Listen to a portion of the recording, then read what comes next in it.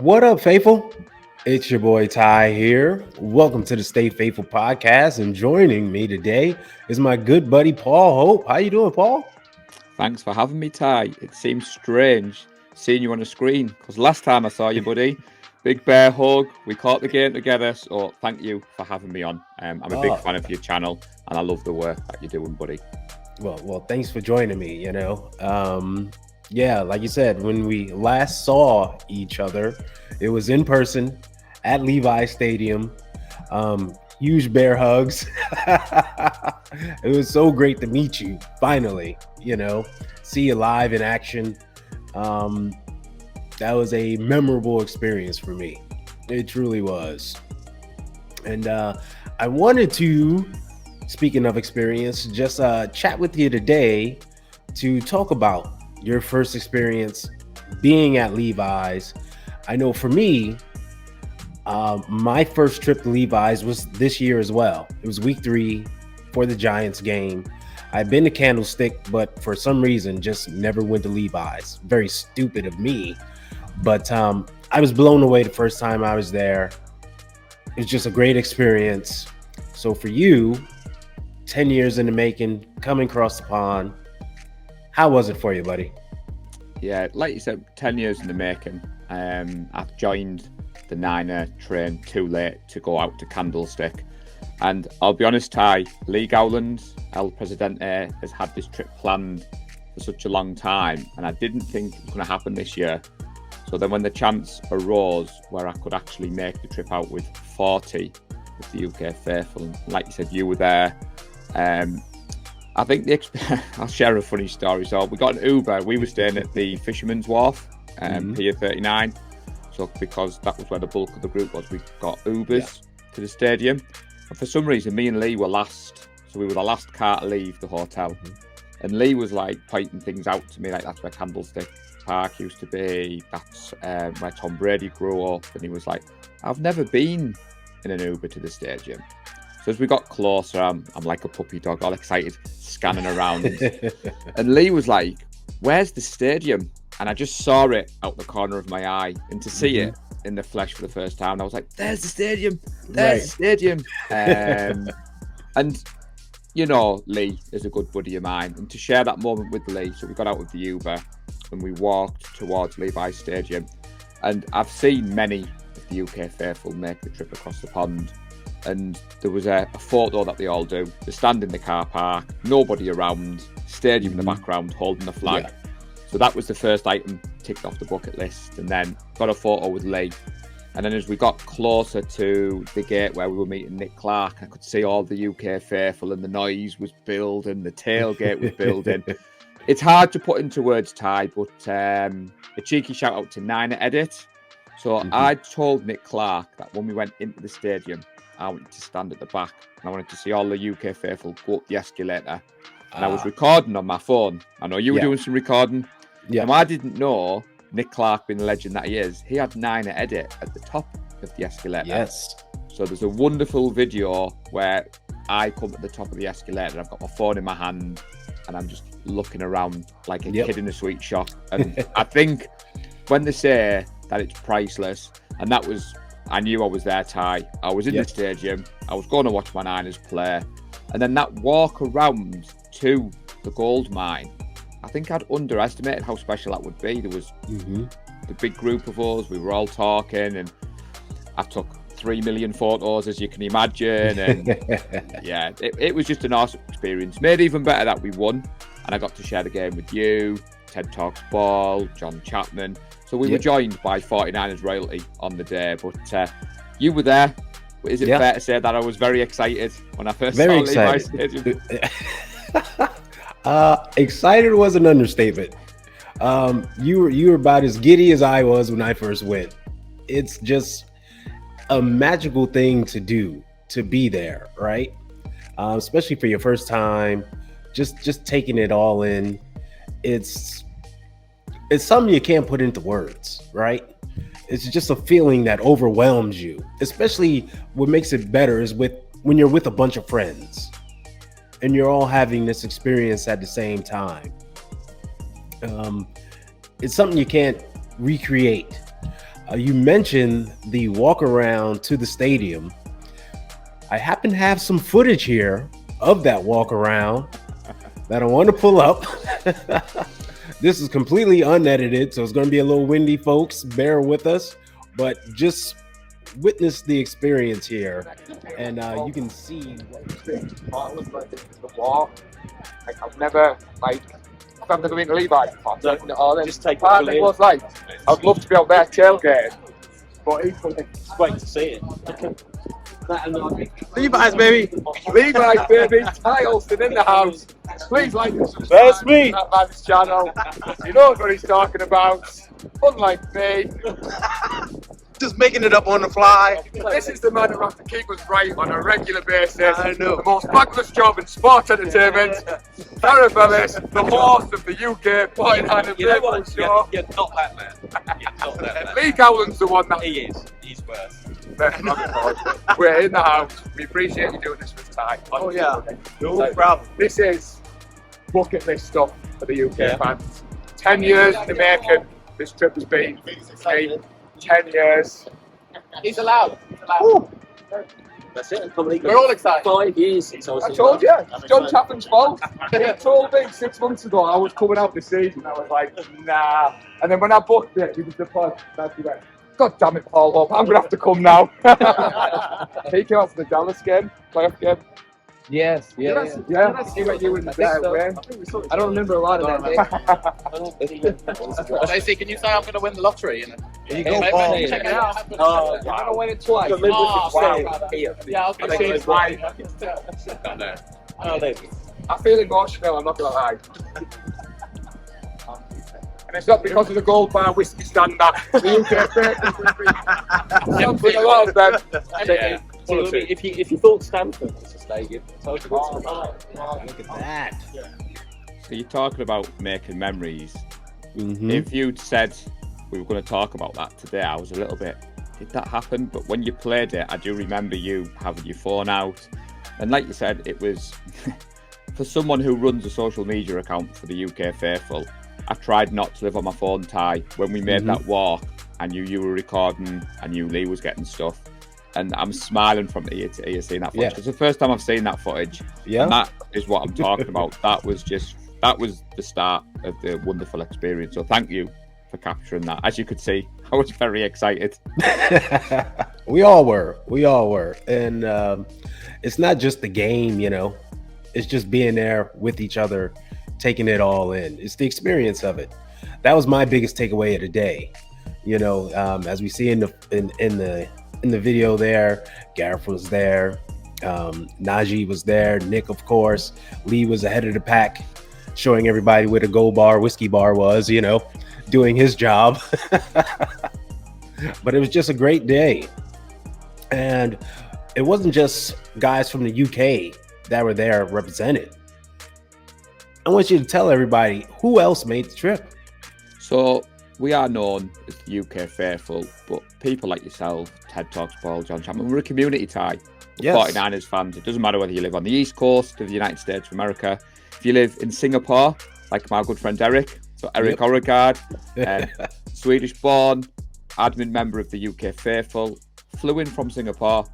We were joined by the Danish contingent, Bo, Kim, a couple of others whose names escape me. So they were flying the flag for the Danish group, and that's what we love about this sport of ours, that it brings the community together. You were there obviously for my first game, so one of my takeaway memories is me and you stood together, you rocking your Eric Armstead made a sack, and me and you were doing the celebration together. One of my favourite memories is me and you left the stadium together. And that was when you said to me, this is only my second time. And I was blown away. And we went down to the Joe Montana statue.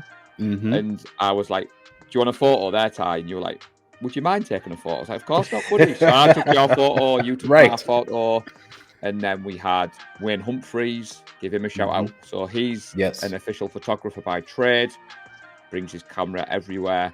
And some of the photographs he's got a beauty photo of me and you stood in the gold mine with Levi's behind us. And that's what I said about not living on my phone, capturing the moment. I mean, at the end of the game, I know John went live to his group Yeah. I think Ted was rushing off to do a show.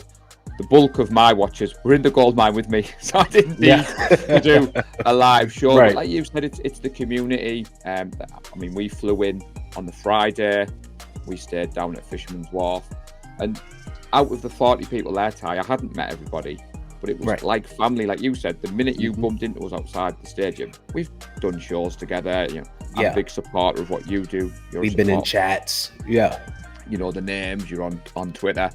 And the second you meet that love of the Niners, and like you said, you joined us, you came across thinking, there's 40 Brits here. Are these guys going to be as crazy as they look? And it was just a wonderful experience. I can't wait to repeat it.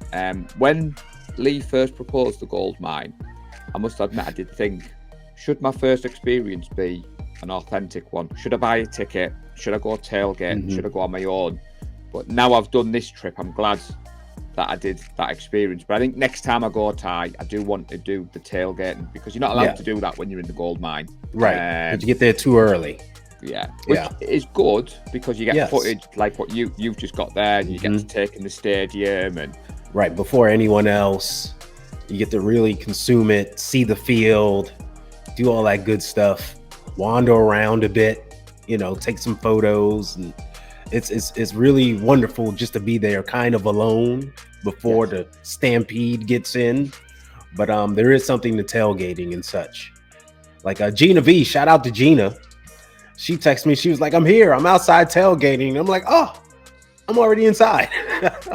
So you do miss that. So next time I go back as well, I want to just get a ticket, tailgate with some fans, hang out, and have fun.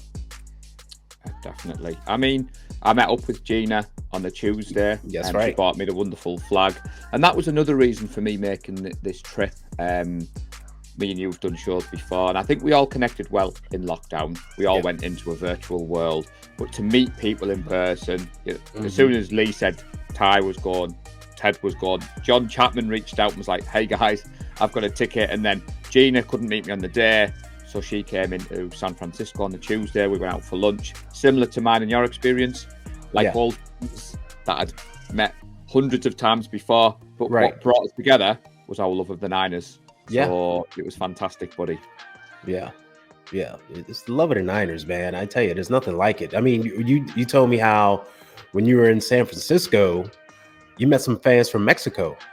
That's correct. Yeah. So we were staying at the Rui Plaza, Fisherman's Wharf. So you know El Presidente, he likes to be organised. So we'd all been, well, on the Saturday, a bulk of us had gone to Stanford. So that was my first live American football game with Stanford. And a few of the group decided to stay at the Golden Tap in San Francisco, have a few beers, catch the games. But Lee had sent the memo around that we had to be in the lobby for 7:30 a.m. because we were departing at 8. And we were all decked out in red and gold. And there was a lovely gentleman and his wife approached us and was like, Niners fans? You're not American? That accent's a bit of a giveaway. Yeah. So, like you said, you get talking, and they were here for the game, and they didn't know how to get to Levi Stadium. So you know what we're guy. So straight away, it's like, well, you were family now. So they jumped in the Ubers with us. They were blown away, and they celebrated the win with us back at the hotel on the night. So that was another small tidbit of the weekend. And I know Nick Clark is keen to grow the fan base, so you're sharing stories like that where we're doing the good work of Nick Clark and we're connecting people. There was even people from the UK group who were already at the stadium, so they weren't in the gold mine, and they came at half time. A few people I'd never met in person, obviously got a photo of Levi, showed the photo. Some people got footage of us in the gold mine, so I want all the footage. I want every single bit of footage that everybody saw. It was great. It blew me away that there were others that weren't in the gold mine, but they were like taking footage of the gold mine just to capture the group. They were sharing their experiences. I know you mentioned the Danish group, and Eric Argar coming from Singapore. We got to give a shout out to Crystal Score, who was there. I when you told me she was there, but not there. I thought she wasn't at the stadium at all. No, she was at the other end. So Yeah. Crystal, again, similar to you, I've met online. She Mhm. flew over to Leeds in the United Kingdom last year for the official watch party. Her and her wonderful husband, Chris. They were a little bit nervous because obviously we're flying from Italy to the UK to meet us crazy bunch. And as soon as she said she was at the Tampa Bay game, but they had the little one with them, so you're not allowed in the gold mine. I think 15 is the cut off. But she was at the opposite end zone, so I was texting and we were trying to hook up. But I tell you what's interesting when you're at the stadium. It's going to sound daft to people who go all the time. It's so big. You underestimate the size of the stadium. And I had all these plans to meet Top Hat Debbie, Crystal, but the day just went in such a flash. So if the Niners come to London next year, Ty, I know Crystal will be there. You'll have to come across because it's going to be make the trip. One hell of a party. Do it. Yeah, I gotta do it. And you're right. The stadium is just so big. It's hard to just meet up with people, especially if you're in different sections. Like if you're in 100 and someone's up in 200s, 300s, 400, it's just hard to make that connection. You got to really go out of your way and do things. So it's great that you're there together, like in the stadium together, but it's hard to meet up. And that's the one thing I would like to do a better job of. Coordinating with people maybe beforehand, before you get to your seats, like, hey, okay, you're coming up which rampway? I'll meet you there. We can say hello, take some photos, and then we'll go to our seats, right? Do something like that. You did something that I wish I'd done. So when I got back to the hotel on the Sunday night, I was checking Twitter, and you tweeted a picture of the seat numbers where we were. I thought, why didn't I think of that? I naively thought everybody would see the flag, everybody would know we were at the Gold Bar whiskey stand, and even half time seemed to go in a bit of a blur because you go get a drink. That 20 minutes goes by fast. And then because you're in the gold mine, Nick needs you back. It'll be no surprise for anyone listening. I was on the front row, and Nick Clark kept coming to me to bring the noise, so I had to save that voice of mine. But for those people tuned in who don't know what the gold mine is, because again, I thought everybody knew what it was. It's a fan chapter invite only section of Levi Stadium. It's near the Gold Bar whiskey stand, and you have to bring the noise, don't you, Ty, when the defense is on the field. Nick, what a job that man does. I mean, every time I meet that man, he just seems to exceed my expectations. But I don't think even he thought we would bring the noise that we brought.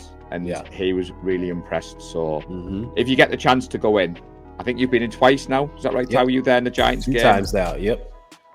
Would you recommend people to go if they can get the chance? I would definitely. If you have a fan chapter and you get the opportunity, or even if you don't, if you get invited, you have the opportunity to go to the gold mine, definitely do so.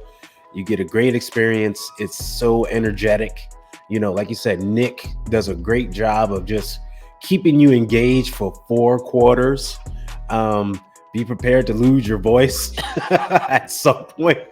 It's going to crack. Yeah, exactly. You're going to be doing lip syncing at some point because you just can't maintain it, especially if you don't shout a lot. I don't know how he does it. He's amazing. He must have professional help. I must admit, Ty, I have got a little sneaky cheat which he liked. I'm known for having a loud clap. So in that 4th quarter, I said, Nick, I'm just going to clap. And when I started clapping, he was like, I'll let you off with that, Paul, because that is bringing the noise.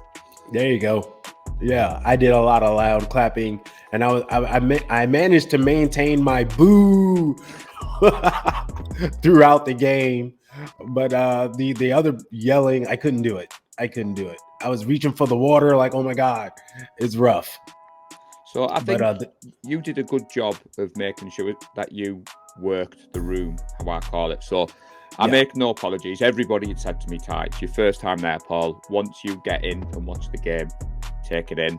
And like I said, the moments like I had with you celebrating Armstead, sack, CMC was my first live touchdown, and all the touchdowns happened at our end. But for those eagle-eyed people, when I last came on your channel, you sent me my Club 85 t-shirt. Indeed. So to see Kittle score a touchdown in our Right in end front of zone, us. right in Yeah. front of us.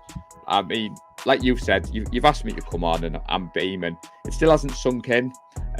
Lee flew off to Seattle, and he watched the game in Seattle.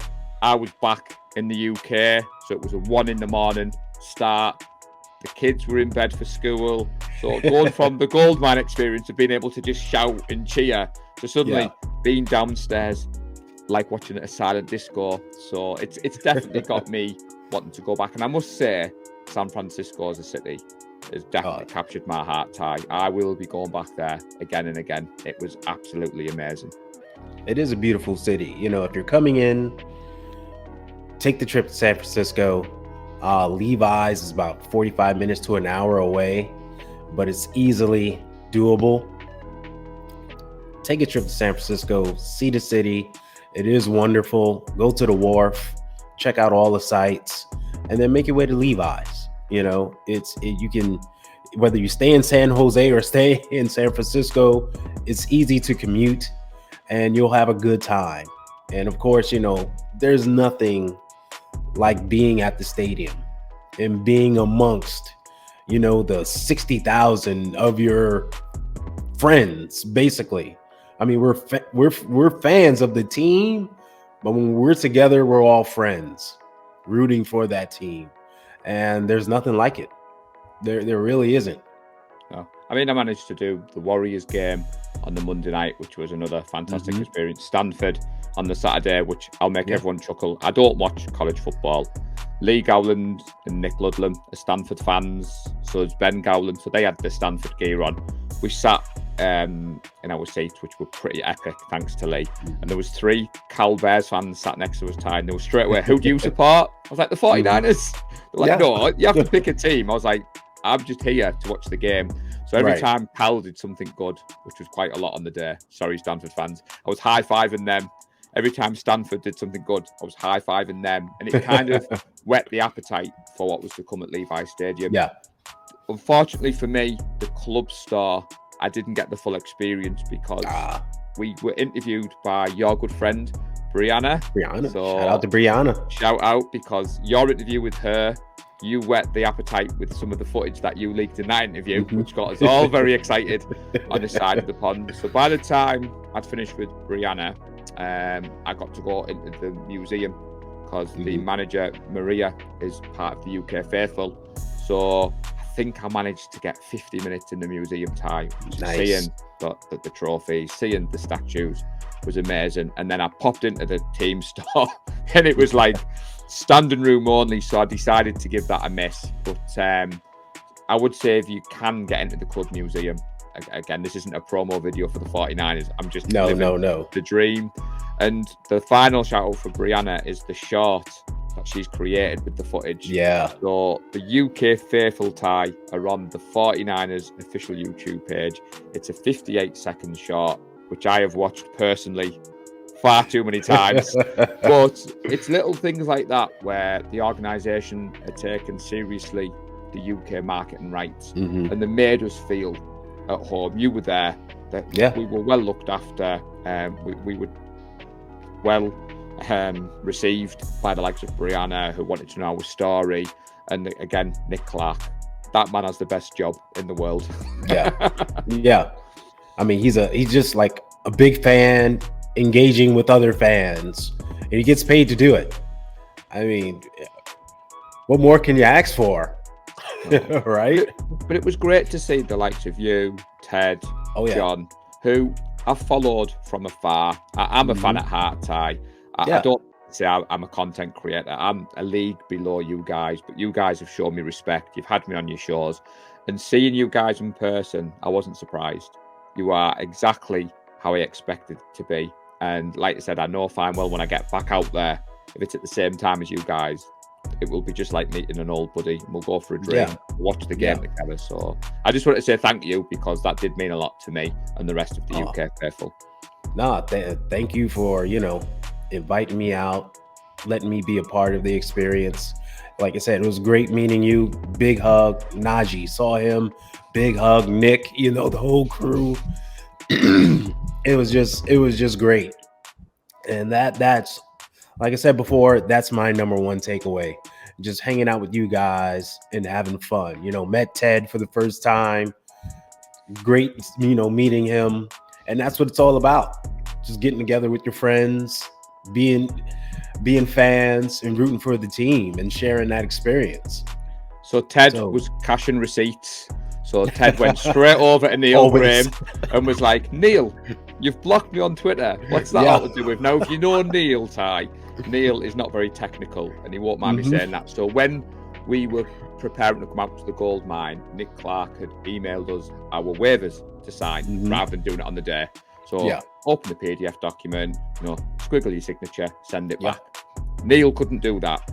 So how on earth he managed to block Ted on Twitter, I don't know, because he's been on Ted's show, but Ted was straight over, chill. I was like, Neil, why have you blocked me? And like I said, Ted does have a reputation for cashing the receipts, but again, in person, Ted was everything I thought he would be. He was very knowledgeable watching the game with him. Like you, seemed to be blown away that this was my first live NFL game. We had a few moments where he called a certain play, I called a certain play, I was right, sometimes he was right, and he said that he will remember celebrating the CMC touchdown with me because that was my first live touchdown, and I was rocking 23. I know I'm a Club 85 advocate, but I know we're going to move on to Niners talk shortly, but 23, wow.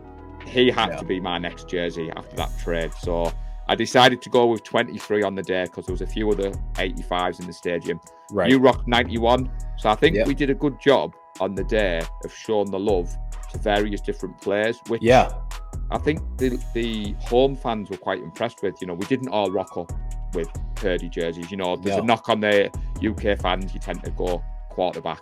So, Green Bay fans were Rodgers, Patriots were Brady. But we had a mixture of numbers, which I think shows our knowledge of the game. Yeah, the team was well represented. If you look at the photos, you'll see it's a variety of players being rocked in the gold mine, which is great. You want some variety, you want the whole team represented, and it's a good thing. So enough of the gold mine, because we could talk about that all day, because it was a great experience. But, when we last spoke on the show, it was the Monday after the Miami game of last season, Brock Purdy's first appearance. Well, his first full appearance, right? He played some garbage time earlier in the season. But we both said on that show that we believed in Brock. We didn't think the offense would skip a beat. Even now, with James Arthur getting hurt, Brock coming in, we can still run our offense. I think we can even run it just a little better. Just from the simple fact that Brock isn't scared to make certain throws. Like you said, he played without that fear, didn't he? He was like you said, he was making some of the throws. I mean, there was it to Debo when he threaded that one in such a tight window, and I thought, okay, all right, that takes some cojones there. He is not Mr. Irrelevant anymore. This kid is Mr. Relevant now. If you're going to play like that, and like you said, as he's just finished his first full season, 17 games as a quarterback, I think we're pretty right. I think we're okay. Yeah. What do you think of Brock? Well, we're known on the UK faithful for making bold predictions, and some people laugh at those bold predictions. I mean, I called a 14-3 record last year. I was right. Like you said, Lee, Nick, Dave Delicott, and someone else were at the Miami game, and they're on record as saying when Jimmy went down, they all turned to each other and thought the season's done. But like you said, we watched that game, and then I did the show with you, that's right, the next day. Yeah. And we were both quite optimistic, which at the time, a lot of people were surprised at. But I'm not. Larry Kruger had been high on Brock Purdy from the moment we drafted him. I play flag football, because that was a big focus of your interview. And the Team GB Silver Lions quarterback, Ashley Lewis, cheeky shout out, he was at college in the States the same time as Brock Purdy. And he's a big Iowa. Is it Iowa State? Iowa State. Yeah. And Ash is an Iowa State fan. He's a Patriots fan, but he's an Iowa State fan. And he said to me The day we drafted Purdy, he was buying a Niners Purdy jersey because he was going to be great. So I had it on good authority from people that this kid was going to be good. I mean, you sat a year later. I've tried to give him a new nickname, Ty. Big Play Brock, because my non-Niners friends have spent the last year telling me he's a system quarterback, dink and dunk, he's going to get found out. And every week, I seem to be having this conversation with them that Purdy's just had his best throw of his career, or he's had more yards than he's ever had before. And the knock on Purdy a couple of weeks ago was, he's hitting the checkdowns. So now you go, there's a funny check down to Deebo Samuel on Sunday, wasn't it? And so me and you can claim we punched our ticket early to the Brock Express. You have that on record. So I was quite smiling when you shared that the other day, because I think people forget that. I am known for being optimistic with the team. I'm a supporter at heart, but you could see what he's brought to this offense. Yeah. He's just elevated us to a level we didn't expect. Yeah. You know, I was talking about this the other day, you know, the whole conversation of him being dink and dunk and this and that. And it's like, look, he's expanded the offense, right? When we were drafting a quarterback a few years ago, forget the names, right? We were all excited about drafting a quarterback because we simply wanted someone who can expand the offense, who could attack the entire field. When Jimmy was here, we know Jimmy lived in the middle of the field in that short to intermediate area. But there were plenty of times we saw receivers running wide open outside the numbers and down the field. And we were like, man, if we could attack that, this offense could go to another level. Well, Brock has done that. He's a gunslinger. He takes advantage of those opportunities. He can see things breaking open, and he's not afraid to let it rip.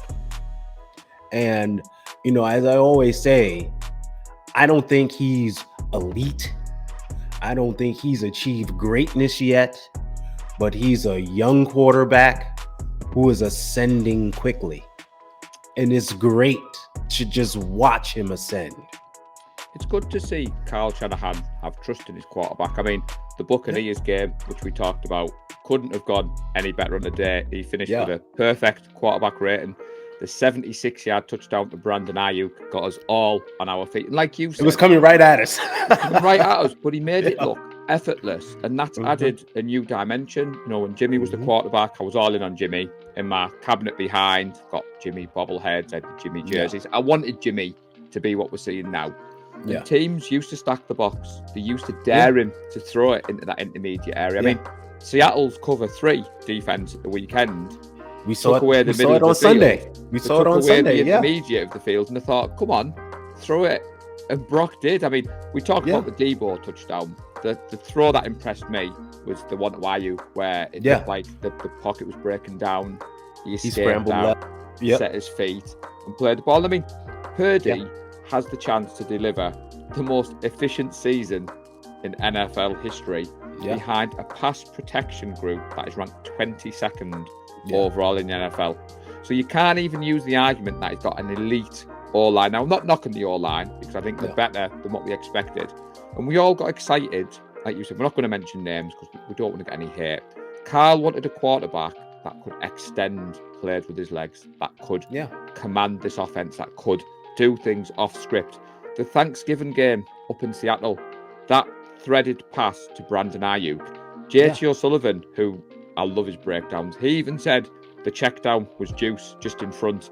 Kyle said, I didn't think Brock was going to make that throw, and he just threaded it in between 4 defenders. And like you said, Ty, he's going to make mistakes. Yeah. The turnovers. He's still young.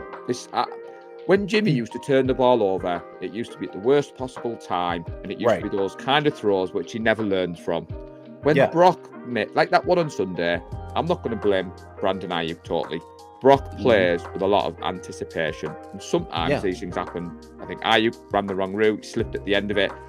He nearly still got it. And then what happened? Next time we got the ball, Kyle Shanahan dialed the exact same play, and Brock put it in Ayuk's hands. Yeah. Had a conversation with both of them on the sideline. was like, it's open. You're gonna run it again, and you're gonna execute it, right? And the knock on No him fear. having the weapons. I mean, I've been a fan of the NFL for 10 years, and I look at all the high-powered offenses around the league. That's what you do in any sport. You put the best pieces around your team to make them better.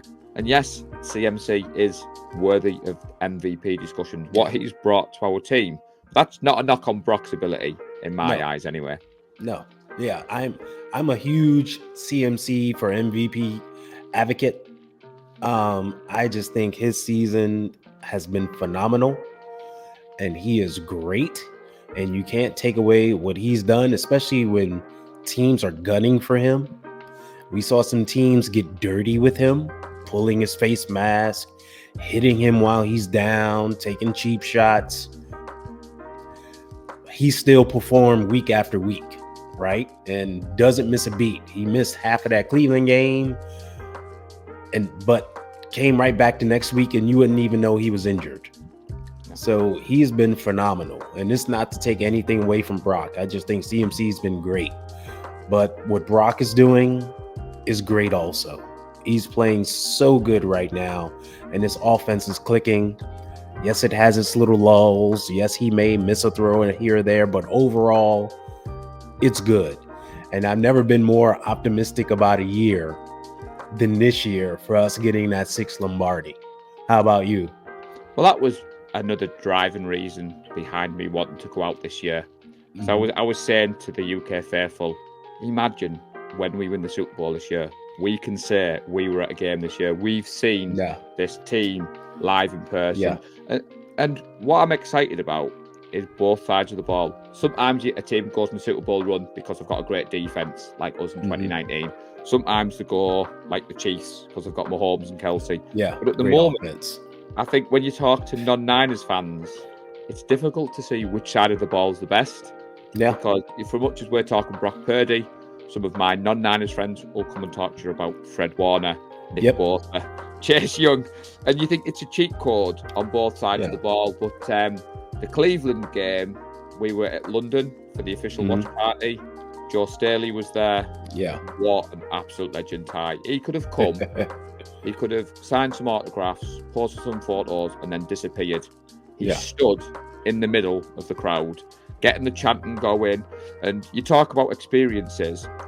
When we scored the go-ahead touchdown in that game, none other than Joe Staley was bear hugging me, high-fiving me, picking me up.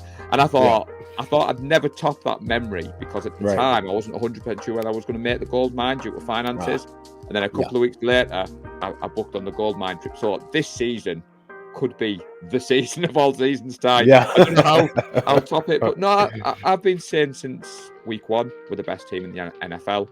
Some of my non-Niners friends have laughed at me, accused me of being biased. But I was watching game tape and I was seeing what we were putting on tape.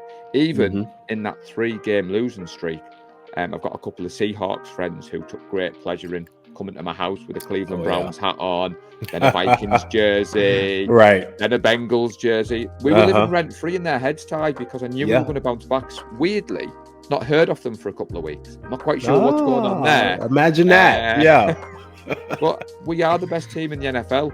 Before the Eagles game, I said we would win that one 35-7. So I called for a 24-point win margin. I'll settle for a 23-point win margin because we won 42-19. But I had every confidence going into that game. The Eagles' defense wasn't the same.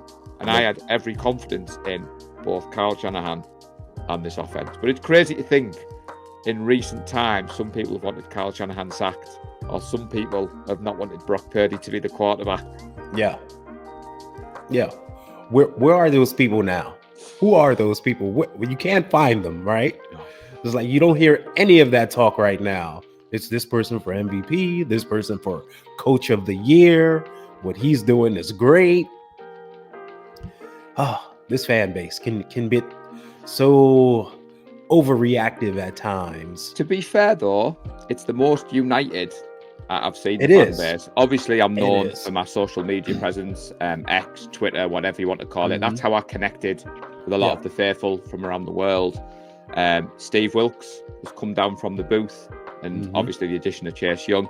But I would say that I'm seeing a lot more positive talk on the timeline. Though I'm a bit nervous when Ted starts to talk positive of Brock. Because last time Ted did that, we went on a bit of a dip. So I keep saying to Ted, just Don't stay jinx over it. there. Yeah. Don't jinx it, Ted. Yeah. But it is just positivity in the air. And I think this is our year. I think we're the best team in football as well. I agree with you totally. And, you know, I the only team that could beat us is us. If injuries happen, if we commit stupid penalties, we don't execute. Other than that, if we play the way we've been playing for this recent stretch, I don't see any drop off. Well, and it's Lombardi, baby. Well, Kyle Shanahan's teams always get better, Ty. So we went on that 3-game losing streak. In the NFL, it's very rare you're going to go undefeated. And yes, defeats hurt. And at the time, there's a meltdown and there's the overreaction. Right. The Browns game, we were a Jake Moody field goal away from winning that game. I would rather Moody miss that one like he did, and it hasn't impacted the season because we're still heading into week 14, week 15 with the number 1 seed. With our destiny in our hands. You'd rather the mistakes happened earlier in the season. Deebo Samuel since the bye week. I would say 2023 Deebo is better than 2021 Deebo. And I never thought I would say that, Ty. 2021 Deebo was special. Pretty special. Yeah. Brandon Ayuk. We all had faith in Brandon because he had the connection with previous quarterbacks. But his superstar rise continues. For me, he's wide receiver 1. Doesn't mean he's our best defensive player because you've got CMC. Oh, what about Deebo? Oh, what about George Kittle? What about Juwan Jennings?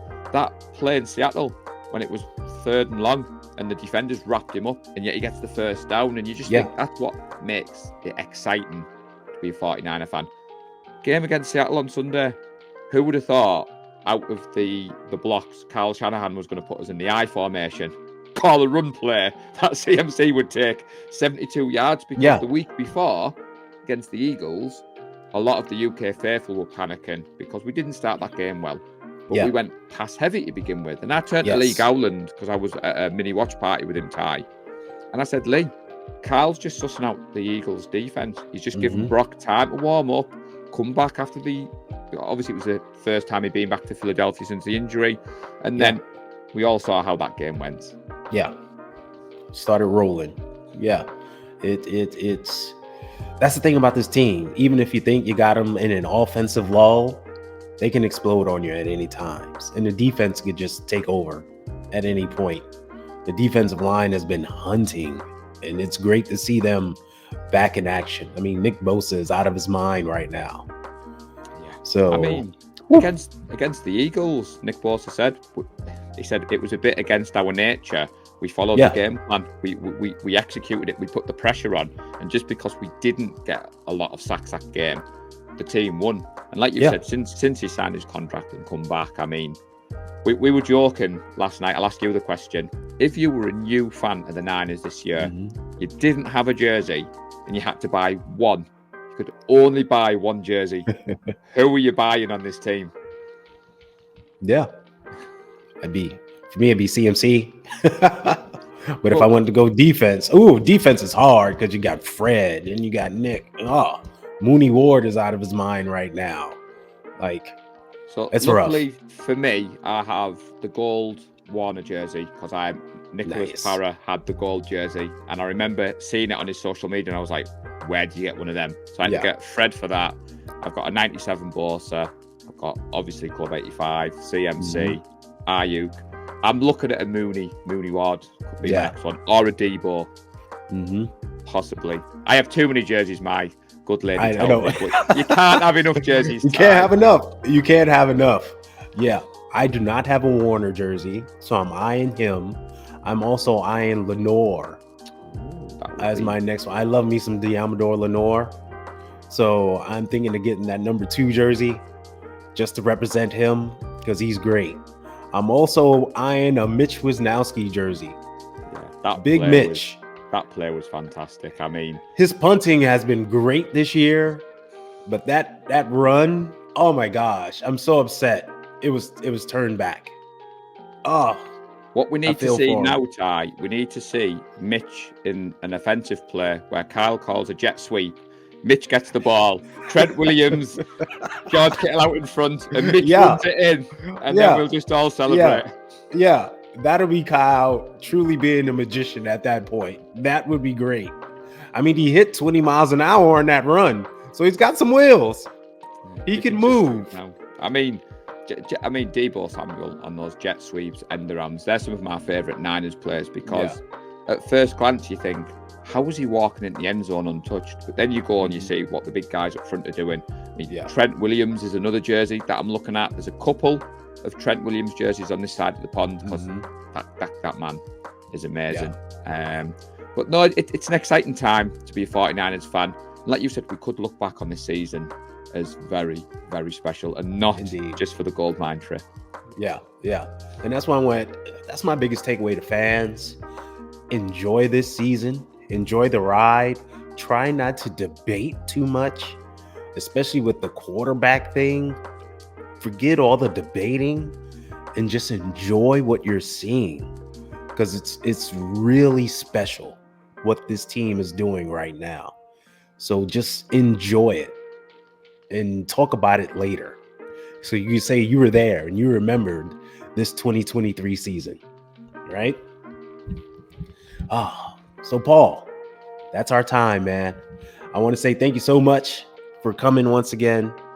It's always wonderful talking to you, whether we're just chatting online, on Twitter, in the YouTube chats, or doing something like this, man. I truly just appreciate you, just for the guy you are and everything you do. No, thank you, buddy. I mean, I saw your interview with Brianna, and I'm not going to lie, I was like, I want a piece of that pie. So I emailed Ty straight away and was like, if you're doing interviews about that day, I'm next on the list. And I told Lee and Nadji and Gareth that we were hooking up to do an interview. And like you said, I love the community that we've all created on the chats on the various shows. You see the same names and we're all supporting each other. You know, I finished my live last night and then I closed down StreamYard and then YouTube was open and Breezy was live. You were in the chat. So straight away you're like, hey, Paul, what are you doing here? And I was like, I'm still up in the UK. And that's what I think other fan bases are lacking, the community spirit that the Niners have and the fact that we're all supporting each other. But you know me, Ty. Anytime you want to talk football or chat, I'm always down for that. And you've been a big supporter of mine. So again, I just want to say thank you once again. And I look forward to seeing more of the footage because you seem to have a lot more footage than I knew. There's hidden footage out there, folks. It's coming. You'll see it. But Paul, thank you, buddy. I want you to have a great day. And everybody out there, just root for those Niners. It's a special season. And as always, stay faithful, everybody.